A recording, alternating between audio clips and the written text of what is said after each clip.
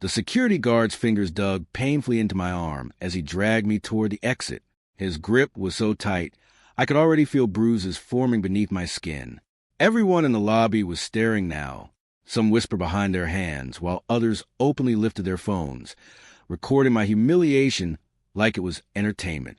The manager stood a few feet away with her arms crossed, a smirk slowly spreading across her face as she watched me stumble helplessly across the polished marble floor. She was enjoying this, every second of it. But then the elevator doors opened behind us with a soft chime, and everything changed. My husband stepped out. Game over. But before I tell you how this nightmare truly unfolded, you need to understand how I ended up in that situation in the first place. Because what happened that day wasn't just about embarrassment. It was about judgment, cruelty, assumptions, and the kind of instant karma that people think only exists in movies. My name is Camila Rodriguez. 4 years ago, I was living in a tiny apartment with a leaking ceiling and working double shifts at a small downtown diner just to keep the lights on. I lived paycheck to paycheck, budgeting every dollar and praying nothing would break because I knew I couldn't afford to fix it. That was where I met Adrian. He walked in one rainy Tuesday morning, wearing a simple charcoal coat that somehow still screamed expensive. He ordered black coffee and sat quietly by the window working on his laptop. I remember glancing outside and seeing a homeless man sitting near the curb, shivering under the downpour. Without hesitation, Adrian stood up, walked outside, and gave the man his jacket. There were no cameras, no audience, no one applauding his kindness. Just a simple act of humanity. That moment changed everything for me. We started talking after that. Casual conversations turned into shared lunches. Lunches turned into dinners. Within 3 months, we were inseparable. 6 months later, he proposed to me in the very diner where we first met.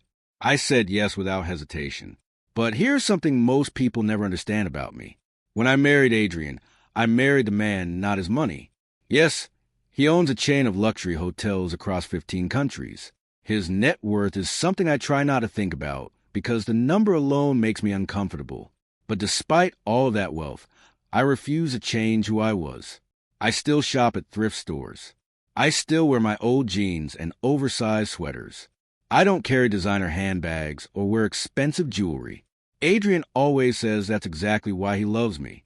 In a world full of fake people, he once told me, "You're the most real thing I've ever found." 3 weeks ago, Adrian left for an important business deal in Singapore. We talked every night, but the house felt empty without him. His laugh wasn't echoing down the hallways. His presence wasn't there beside me.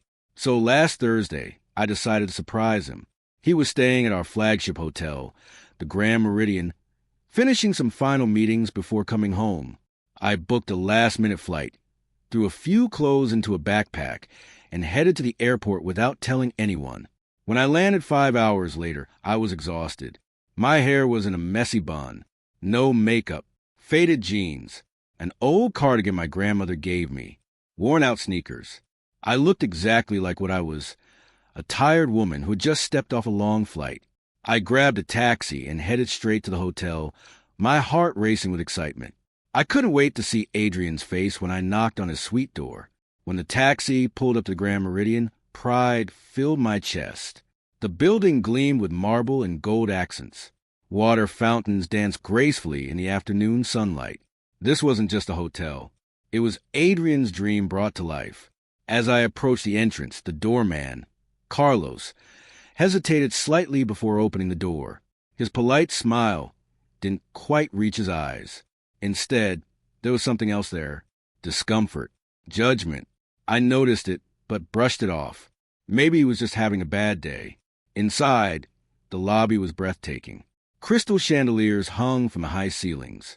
Marble floors reflected the soft glow of golden lighting. Fresh flowers decorated every corner. Guests dressed in designer suits and elegant dresses moved around confidently, looking like they belonged in this world of luxury. I walked straight to the reception desk. The receptionist's name tag read Jessica. She was on the phone, laughing casually about weekend plans. She glanced at me briefly, and I swear I saw her eyes roll before turning slightly away. I waited.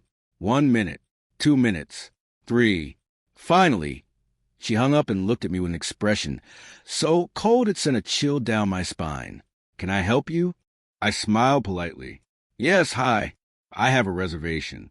Camila Rodriguez." Her long nails clicked slowly against the keyboard as she typed. She stared at the screen, then at me, then back at the screen again. "I don't see any reservation under that name." My smile faltered slightly. "That's strange. I booked it online yesterday. Let me show you the confirmation." I pulled out my phone and opened the email, holding it out for her to see. Jessica barely glanced at it. That could be photoshopped. Anyone can fake those. I blinked in disbelief. "I'm sorry, what?" "Ma'am, we get all kinds of people trying to scam their way into luxury hotels." Luxury. The way she said it made it sound like I didn't belong here. "Can you check again?" I asked calmly. "Maybe under my husband's name, Adrian Rodriguez." Her eyebrow lifted. "Adrian Rodriguez? The Adrian Rodriguez? You're saying you're married to the owner of this hotel chain." Two nearby staff members, a bellboy named Ben and another receptionist named Sophia, stopped what they were doing and began watching, smirking, whispering. "Yes," I replied quietly. "I am." Jessica sighed dramatically. "Sure, honey. Let me check." That was when the manager arrived. Her name tag read Patricia, guest services manager. Jessica's face lit up immediately. "Patricia, we have a situation. This woman claims she has a reservation and says she's married to Mr. Rodriguez." Patricia turned to me slowly. The look she gave me made my stomach drop. Pure judgment. Her eyes moved from my messy hair to my old cardigan to my worn sneakers. "Ma'am," she said coolly, "are you sure you can afford our rooms? Our standard suites start at $800 per night." Perhaps you meant the budget motel down on 5th Street. And just like that, the lobby seemed to grow quieter after Patricia said that. Or maybe it was just the blood rushing in my ears. "I can afford it," I said, trying to keep my voice steady. "I have a reservation." I showed you the confirmation. Patricia turned toward Jessica with a bored expression. "Did you verify her credit card?" Jessica reached for my card and swiped it slowly, almost theatrically, like she wanted everyone nearby to notice what was happening. We waited. It declined. My heart skipped. "That's impossible." I said immediately, "Try it again." Patricia smirked. "Ma'am, we don't accept cards that don't work. And honestly, this whole story about being married to Mr. Rodriguez, do you really expect us to believe that?" Jessica leaned toward Sophia and whispered, but not quietly enough. "Probably stolen anyway." A well-dressed woman standing nearby muttered to her companion, "Some people have no shame trying to scam luxury hotels." My face burned. "I want to speak to the general manager right now." Patricia laughed. "I am the manager, and I'm telling you that you need to leave immediately. Then call the owner. Call Adrian." Her laughter got louder. "You think the owner has time for this?" My hands were shaking as I pulled out my phone and called Adrian. Voicemail. He was probably in a meeting. Patricia saw and shook her head mockingly. "Oh, making fake calls now? This is getting sad." She lifted her radio. "Frank, we need you at reception. We have a trespasser." "I'm not trespassing," I said, desperation creeping into my voice. "I have a reservation." Within a minute, 2 large security guards appeared. Frank and Tony. They looked like they belonged in an action movie. Tall, muscular, intimidating. Patricia pointed at me like I was trash that needed to be removed. "Escort this woman out of the hotel. She's trespassing and attempting to defraud us." "Please just listen to me," I begged. Frank grabbed my left arm. Hard. Tony grabbed my right just as roughly. "Let's go, lady. Don't touch me. Let go of me right now." I tried to pull away, but their grip tightened. They started dragging me toward the exit. My backpack slipped from my shoulder and hit the floor, spilling everything inside across the marble. My phone, wallet, keys, lip balm, charger. "Leave it," Patricia called out behind us. "Security will throw it in the trash where it belongs." Ben, the bellboy, actually kicked some of my belongings aside as we passed. Sophia was recording on her phone. Other guests had their phones out too. I heard someone whisper, This is definitely going viral. Tears streamed down my face. We were only about 10 feet from the revolving doors when, ding, the executive elevator opened. Everything slowed. And there he was, Adrian, my husband, home early to surprise me, wearing his charcoal suit, briefcase in hand. His expression relaxed until his eyes landed on me being dragged across the lobby floor. Confusion came first, then recognition, then rage. Pure, terrifying rage. Stop. His voice boomed through the entire lobby. Everyone froze. Frank and Tony's hands were still gripping my arms, but they had stopped moving. Adrian began walking toward us. No, charging. I said stop. Patricia stepped forward, still not understanding. Sir, this doesn't concern you. We're simply removing a... Release her. Now. Frank and Tony let go immediately. Adrian reached me in seconds, his hands gently cupping my face as his eyes scanned me. Are you hurt? Camila, baby, look at me. Are you okay? I couldn't speak. I just collapsed into him, sobbing. Behind us, Patricia's voice trembled. Mr. Rodriguez. Realization hit her. Oh my God. Adrian pulled back slightly, his hands still on my shoulders. Tell me everything.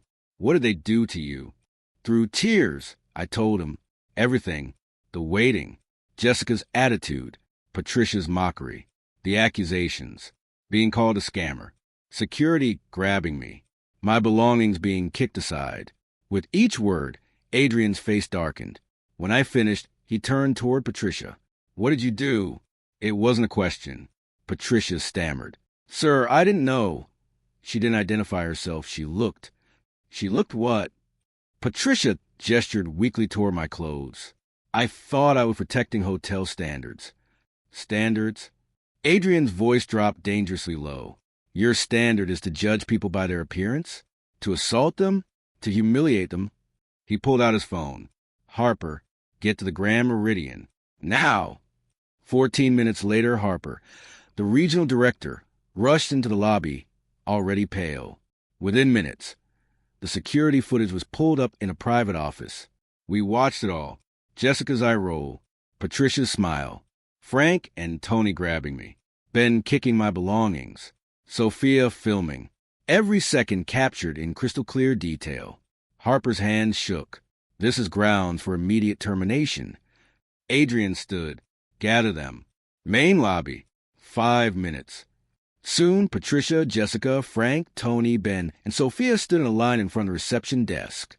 Guests watched from a distance. Adrian faced them.